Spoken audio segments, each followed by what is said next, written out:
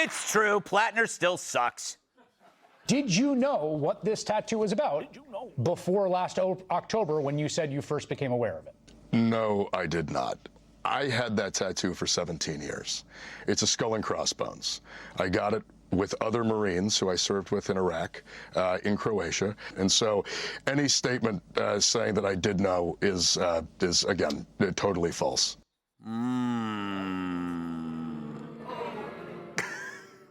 But I believe the people that were interviewed said he often bragged about this symbol as a Nazi symbol. All right, Dave, are you Jewish?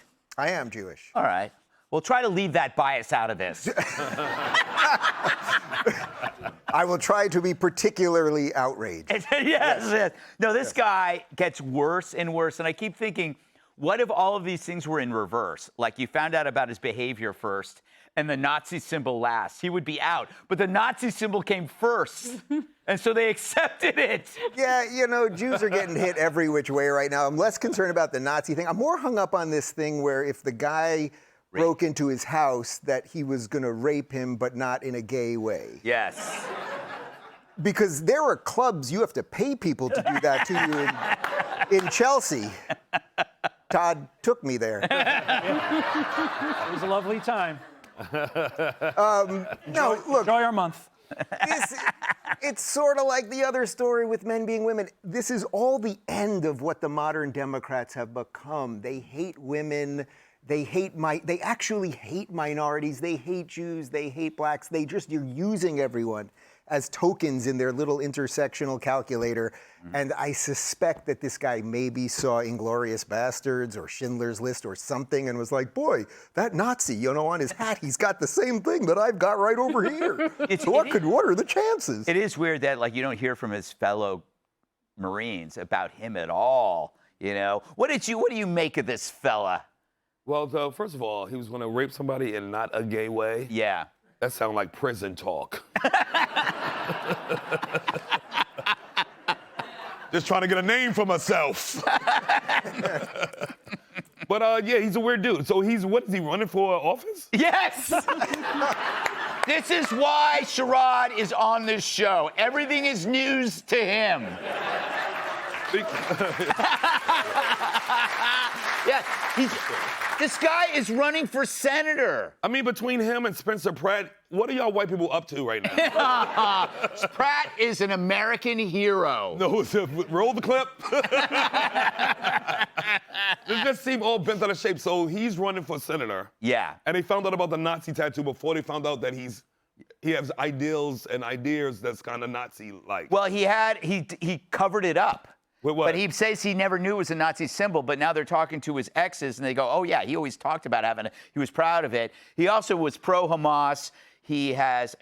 Dude, I can't go through the whole litany of everything with you. I heard he tried to cover it up, though, at first, with a Juneteenth tattoo. Yeah.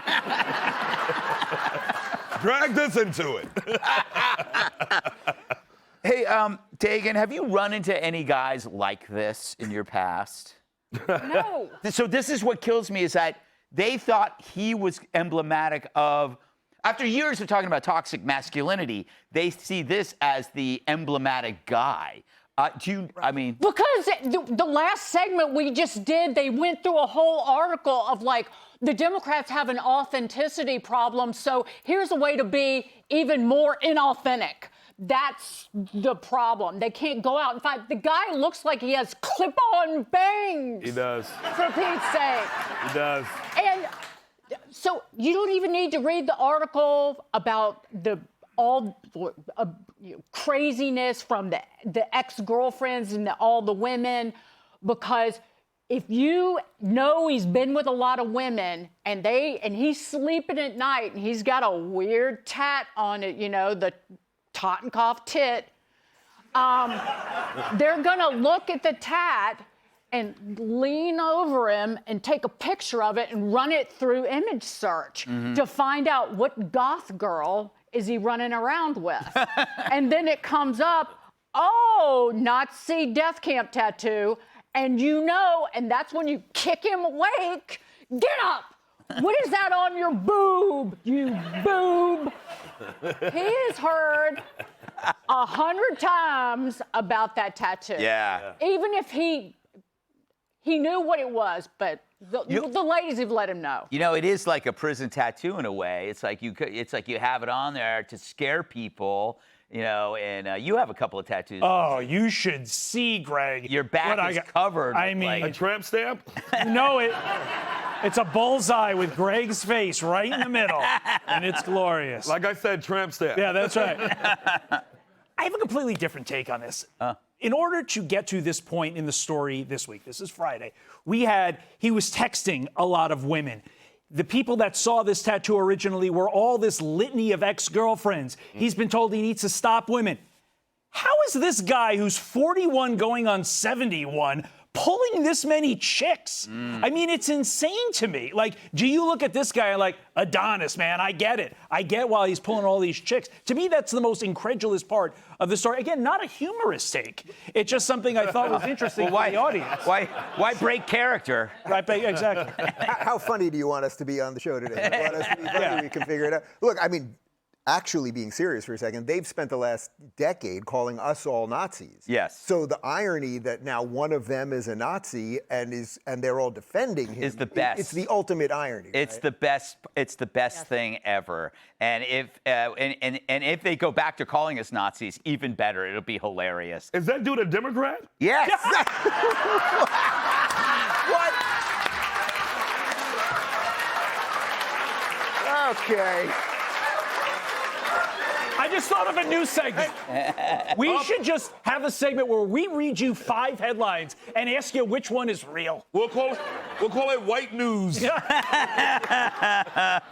Call it Democrat or Nazi. Yes, it is. I also love the fact that every time something bad comes up, they attribute it to his dark period. Right? Trying to figure out what isn't his dark period. Yeah. All right. Be sure to like and subscribe for all the Fox News latest on YouTube and catch full shows streaming now on Fox One.